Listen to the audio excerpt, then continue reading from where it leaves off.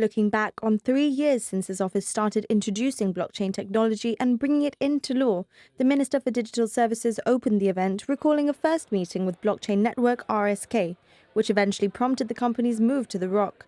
It was one of the first blockchain technology companies to do so. We've now got around 15 very good, high-quality firms operating from Gibraltar, and that number will grow, as will the amount of work and business that they do.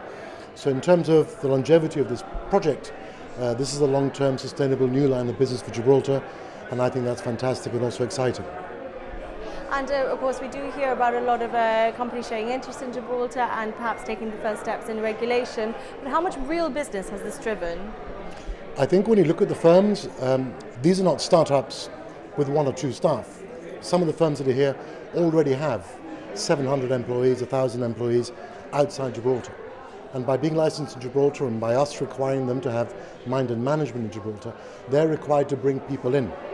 We have to wait and see how that develops over the next 5 to 10 years in terms of just how many people we bring in as these businesses continue to grow.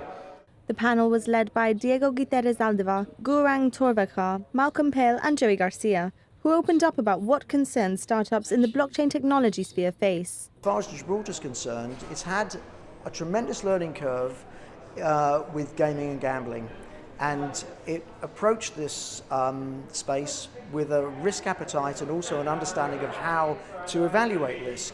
So when you're talking about blockchain, cryptocurrencies, this whole universe, we're really comfortable to be in Gibraltar, not because they're it's a soft option, but because they understand what risk is, they understand how to evaluate it, but they've also got, as a jurisdiction, an appetite for the sector because it can offer potentially some significant rewards for the jurisdiction. And likewise, from our point of view, we're more comfortable that we're working with people who are being attracted to Gibraltar for the right reasons. So as a startup, we are always looking for jurisdictions and places where the government and the regulators, they are quite pragmatic and they try to strike a balance between safeguarding their population, their citizens, and on the other hand side, not to kill the innovative spirit, I would say.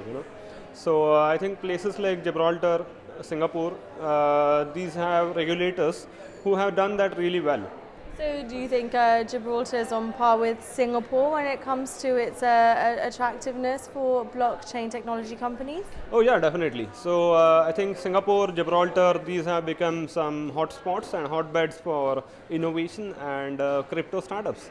Panelists discussed Gibraltar's attractiveness as a jurisdiction and how it can become and remain a hub globally when it comes to enticing blockchain technology companies. The conversation was then opened up to the floor for a Q&A. The mood was a positive one, with many on the panel showing a lot of enthusiasm for the sector and what the future has in store for it, with a keen eye on the Rock.